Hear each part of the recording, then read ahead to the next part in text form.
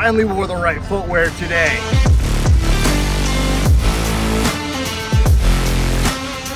It is day 7 of our journey to the North Pole to deliver my letter to Santa. Last night we made it here into North Dakota. You wouldn't know it just by looking at this truck stop, but inside there's a famous restaurant from Diners, Dives, and Drives, I think it's called, from the Food Network. So let's go ahead and have some breakfast.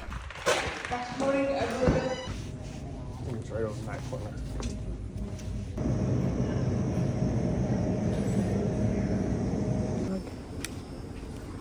Thank you so much. You're welcome. Connie will be right out with your orange All right. juice, okay? Thank you. Good morning, Connie. How are ya? Good. How are you? Good. Yeah, What if kind you of don't pies mind. do you have though? All I have right now is apple and caramel apple and cherry apple. No, blueberry. Okay, give me started on a slice of the apple. It, They're known for their pie. Ooh. It's actually really good. Like, really good. Look how big this orange juice is, too. It's like the biggest orange juice. I asked for big, but it's bigger than I was thinking. Wow, those are big pancakes. Huge. Oh my gosh. You actually really good pancakes. They got a little crunch to them. Just put on the defrost. While the truck defrosts, I'm gonna do a little bit of organization back here. Like, these shoes are just way too cold. So I'm just gonna bag them up, and then there's a little bit of space down here between the truck and the truck bed, or the truck bed and the camper, that I can fit them in. Perfect. I'm gonna add the additional window insulation. Just getting really cold at this point in our trip. So we've got a ton of stuff packed behind the couch here. I just gotta remove all of it first.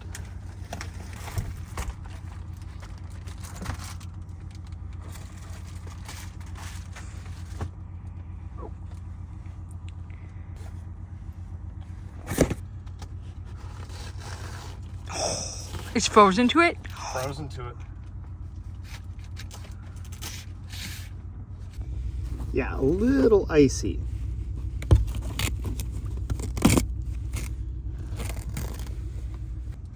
So then I've got this big piece of insulation. I'm just gonna fit right here in the window. I custom cut it, just fit perfectly in there. Nice snug fit. So then we've got these quilted pieces that will just go right over.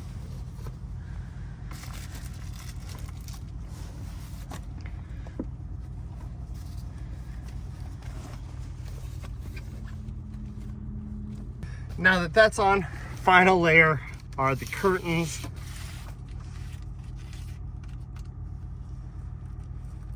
Right now, this one just has the insulation, so we'll just put this piece, the quilted insulation, over it, and then curtains. The molecules in the tires are slowing down at these temperatures a little bit, so I'm just gonna top them up.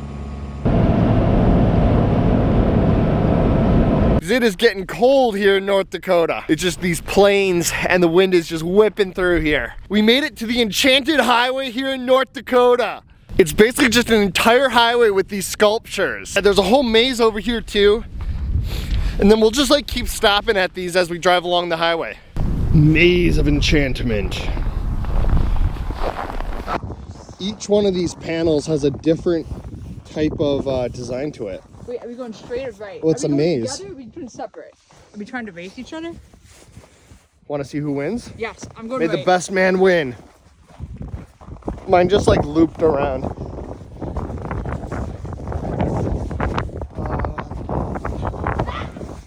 I'm winning! I think. I don't know. I like these spirally ones though, like these. Oh no, dead end. Oh no, no, no, no, no, no!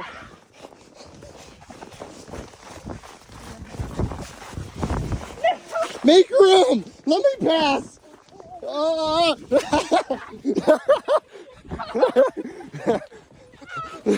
Yes! May the internet remember who's the winner! A guy named Gary started all this art in the 90s. This grasshopper is 40 feet tall and 80 feet long. Gary wanted to do this as something awesome to do in his hometown, so he banded together a bunch of local farmers, which, as you can see, there's gotta be a lot of farmers around here. And they all work together to weld these art pieces together. I mean, these things are massive. Like, that's thick.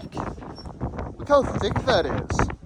These had to have weighed a ton too. Probably used tractors to get them up with like big loaders and stuff.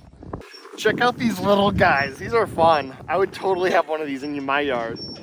Oh, even the parking lot fencing is all wheat. All the way around. I just noticed that. That's fun. Even over there. Okay, I don't think my camera's focusing on. My camera just died. I think it's a little too cold out. I wish that this was more known about.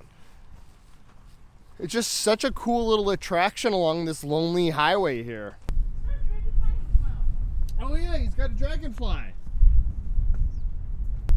All the scales are all flipped out. So like they cut around them and just pour them out like that. I think my favorite is this bluegill. These pheasants are huge.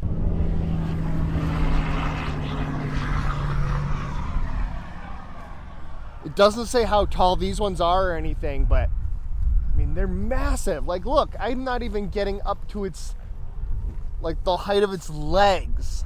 This one is kind of weird. I don't know that they totally go together, but we've got Theodore Roosevelt and then these carriages. Wow, the sun is just setting right behind that hill. Stunning.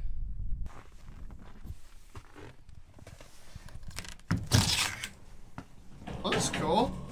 I'm pretty sure the color of this picnic table is the same color as the carriage. I think they literally used the same bucket of paint for both. Oh, totally. Maybe the carriage got a fresh coat. Some of these stops have these little signs with like history. Like there's really just not that much information, and some of them are like completely missing the signs, or it's just like so weird and quirky. Like where else do they say that the picnic table was built by a class of '93? And we've got the world's largest tin family, at least according to the sign. So the farmers donated these stock tanks and like barrels and stuff. Oh yeah, it's like 55-gallon drums up there. Barbed wire for her hair. And they gave her earrings. No way.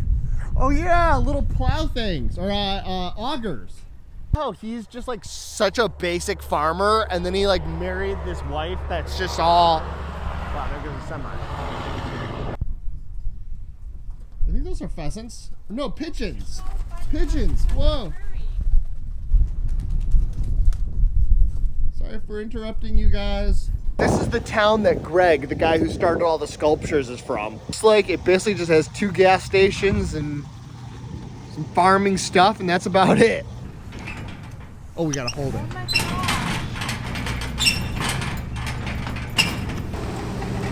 She totally waved at us. Everyone here is super friendly. They're all waving at us. Let's go grab a snack. What is a hedge ball? Do you know what that is? I feel like I should, but I don't. It's a hedge ball. So what? A hedge ball. It's edible? What's a hedge ball? I don't know. Hedge balls? Yes. What are those? I'm not exactly sure what they are. We aren't either.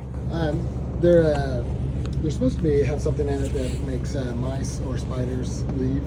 Oh. But I had a little good up online. And online it says that there's not enough of whatever the chemical is that's in it that would actually make them leave. And so I think it's more that they sell them at a certain time of year, and then it gets cold, and then you don't see any spiders in your house anymore because it's winter. It has to be the hedge balls. It's gotta be them. That cashier is actually working on the sculptures. It also turns out I got the name wrong of the artist. It's not Greg, it's Gary. Last one, just in time for sunset. The Dragon and the Knight. And it's also a hotel too that you can stay at.